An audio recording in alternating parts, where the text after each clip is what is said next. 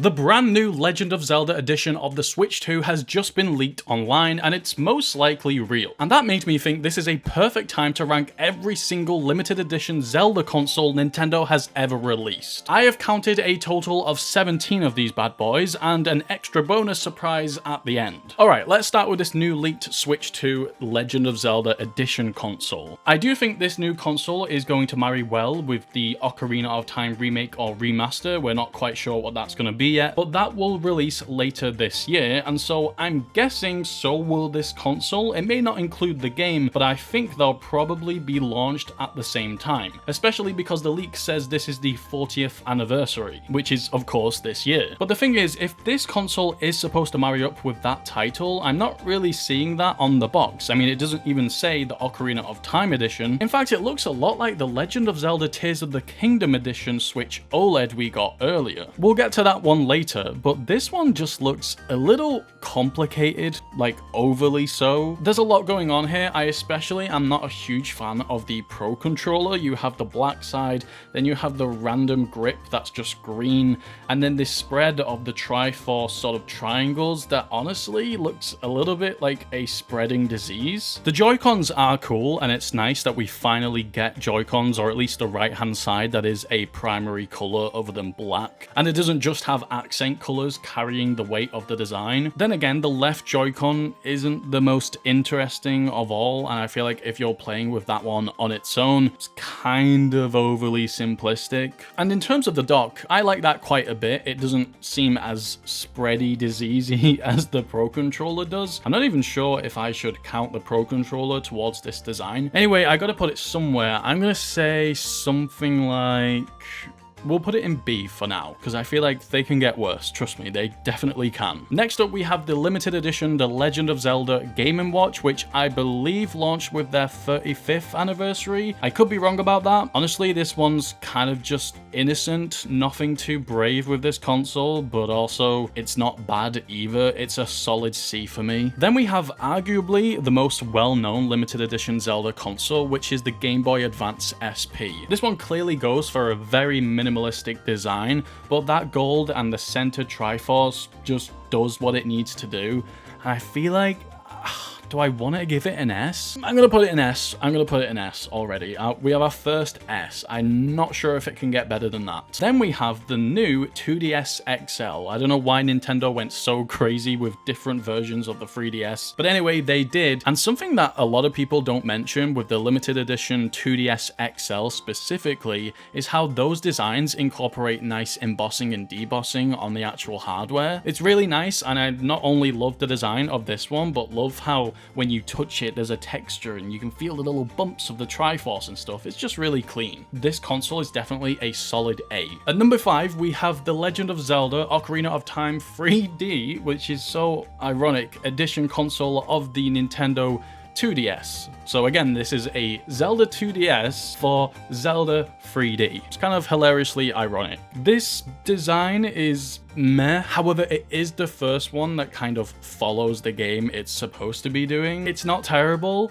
but it's pretty close. I don't think it's bad enough to put it in F, so I'm going to put it in D. Then we have The Legend of Zelda Tears of the Kingdom Switch OLED edition I was talking about earlier, and this one is kind of all over the place. I also want to talk about the fact that being a critic is very easy, and it's also easy to slip into being hypocritical, and me personally, I like to start at everything assuming being a 10 and then work my way down. So if you see me talk about these consoles really negatively, that's why. I'm just working myself backwards. So like I say, I do like this console, especially the dock. I feel like the dock is perfect. That gradient between white and gold, absolutely amazing. But the Joy-Cons, which are a big part of any Switch, are just not hitting the mark for me. I understand that you want to make the left and right Joy-Cons differ and have their own thing going on, but here it's a little too much. The left, that green, maybe it's just me, my personal preference towards green, but that dark green is just so ugly. The right Joy-Con's perfect, but you have to think about what these look like paired together. They're not that great. However, that being said, the dock and the console itself kind of carry, so I'm gonna put it in B. Now, number 7 isn't technically a limited edition console, but it kind of is, and that is the Switch regular Joy-Cons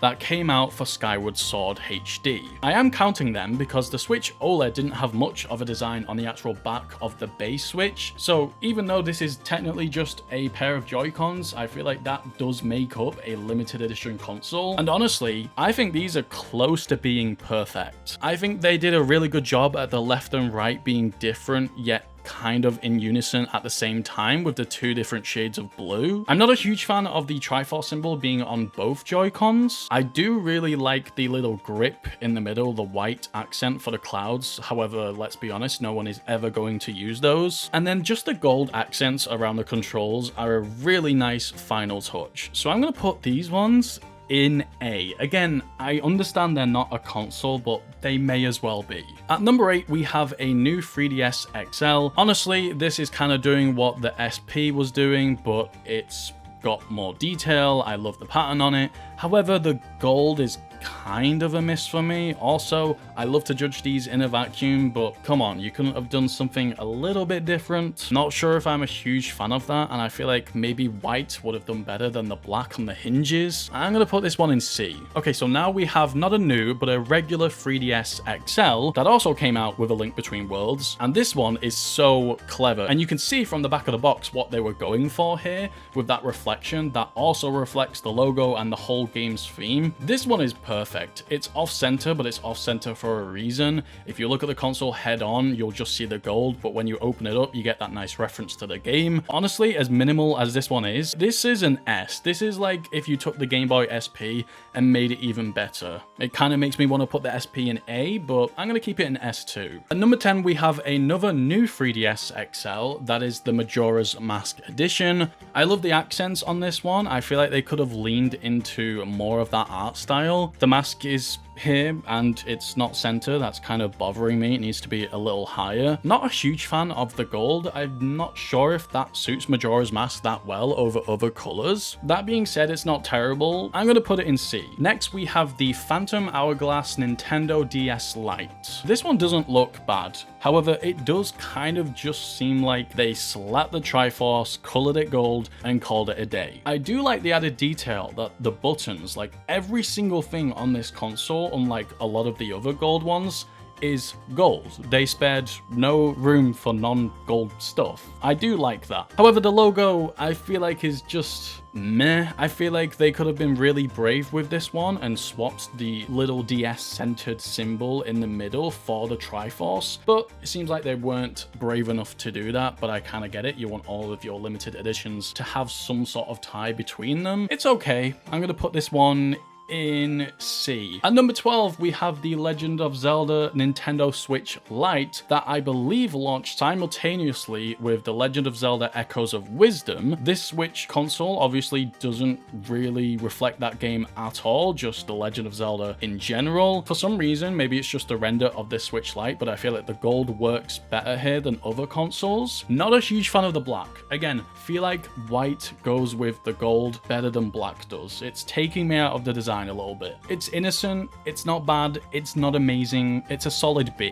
Next, we have another Phantom Hourglass Nintendo DS Lite, but I believe this is the UK version, and I'm not a fan. This one really seems like they just pasted something from their clipboard, put a black filter over it, and called it a day. This one, honestly, just looks like someone's put stickers on a regular DS Lite. I'm gonna put this one in F. Next, although these aren't limited edition consoles, like the Switch Joy-Cons, they may as well be, and that's the cover plates for the new 3DS. That was a whole gimmick that console had exclusively, and a really cool one. And starting with this Majora's Mask edition, it's honestly really good. Again, like I think it was the new 3DS XL, I love how they play with the bottom and top screen, or at least the back, and it's great. Honestly, I almost want to give this an S, although I feel like cover plates as a whole aren't amazing, so I'm going to put this one in A. Then we have another Legend of Zelda cover plate that's like, this one's going straight in D. Now second to last, we have the limited edition Legend of Zelda Wii U that goes for a very simplistic approach that on the Wii U gamepad at least, I really don't mind. It works well. I love the accents. I love how they didn't go too heavy with the gold. I feel like that would have been an eyesore on a console as big as the Wii U gamepad. However, from what I'm looking at, they didn't do anything with the actual Wii U console, which is pretty disappointing. And for that reason, I'm going to put it in D. Our final console before the bonus is the 1989 Legend of Zelda Game & Watch, which also kind of looks like it's just been plastered with a bunch of stickers. I feel like the Game & Watch as a whole isn't the prettiest console to look at, but for the time, I feel like they did what they needed to. This one's gonna go in C. And finally, as a little bonus, this is not a console in any way, however, I just think the design is amazing, and that is the Legend of Zelda Skyward Sword Wii Remote. I feel like this remote does a very good job at being gold, which is a hard thing to do, by the way. Unless you are actually the metal, it is very hard to look like you are gold. But this remote does a great job. It has the white accents that I wish a lot of other consoles had instead of the black, and I just love the idea of using this remote not even with any Zelda game. Like, imagine how badass you would look if you're playing Wii Sports with this. Honestly, not a console, but it's going in S. It is perfect. There it is, that's my opinion. Love it or hate it, that's where I'm putting these consoles. I don't know how to end videos. Goodbye.